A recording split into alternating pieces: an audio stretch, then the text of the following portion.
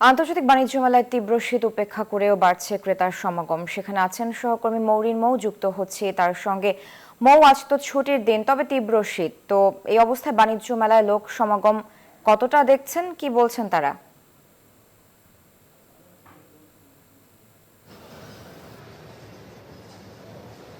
ধন্যবাদ সারা। আমরা সকাল 10টা থেকেই আসলে মেলায় রয়েছি এবং 29তম বাণিজ্য মেলার আজ প্রথম শুক্রবার, এবং আপনি দেখতে পাচ্ছেন যে মেলা বাড়ার সঙ্গে সঙ্গে ক্রেতার সমাগম অনেকটাই বেড়ে গেছে এবং প্রত্যেকটি স্টলেই কিন্তু কিছু না কিছু মানুষ দেখেই যাচ্ছেন, হয়তোবা কিনছেন না কিন্তু দেখতে আসছেন। এবং এই যে আমরা এখন যে স্টলটির সামনে দাঁড়িয়ে আছি, সেখানে আসলে আমাদের দেশীয় পণ্য অনেক বিক্রি হচ্ছে এবং বিক্রেতাদের সাথে কথা বলে জানা গেছে যে আসলে দেশীয় পণ্যের দিকে আসলে ক্রেতাদের অনেকটাই ঝোঁক, এবং ছুটির দিন হওয়ায় আসলে শীত উপেক্ষা করেও ক্রেতারা আসছেন, পণ্য দেখছেন। এবং যেহেতু আজকে প্রথম শুক্রবার, সেহেতু কেনা বেচা বিক্রি অতটা ভালো না হলেও ক্রেতারা বলছেন যে দেখে যাচ্ছেন এবং কিনে নিয়ে যাচ্ছেন কিছু কিছু পণ্য। এবং ক্রেতাদের পছন্দের শীর্ষে কিন্তু রয়েছে ঘরের ডেকোরেশনের যেই সাজসজ্জার জিনিসগুলো আছে সেগুলো, এবং নকশি কাঁথা থেকে শুরু করে পাট পণ্যের যে জিনিসগুলো আছে, শাড়ি, এই জিনিসগুলোর প্রতি আসলে ক্রেতাদের অনেকটাই আকর্ষণ। এবং ছুটির দিনে পরিবার নিয়ে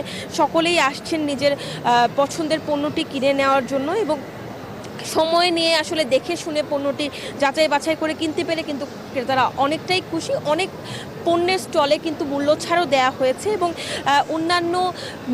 অন্যান্য বছরগুলোর থেকে এবারের মেলাটা আরও বেশি ক্রেতামুখর হবে এমনটাই প্রত্যাশা কিন্তু বিক্রেতাদের। এবং আপনারা দেখতেই পাচ্ছেন যে প্রত্যেকটা স্টলেই কিন্তু ক্রেতা দর্শনার্থীদের মুখর রয়েছে এবং প্রত্যেকেই তাদের পছন্দের জিনিসগুলো নিজে যাচাই বাছাই করে কিনতে পারছেন। এবং এবারের মেলায় কিন্তু অনলাইনের মাধ্যমে টিকিট করে আসা যাচ্ছে, এবং আমরা যদি আপনাকে জানাতে চাই টিকিটের যে মূল্য, প্রত্যেক প্রাপ্তবয়স্কদের জন্য প্রতি টিকিট 50 টাকা, এবং 12 বছরের যারা নিচে আছেন তাদের জন্য কিন্তু তার অর্ধেক টাকা গুনতে হচ্ছে।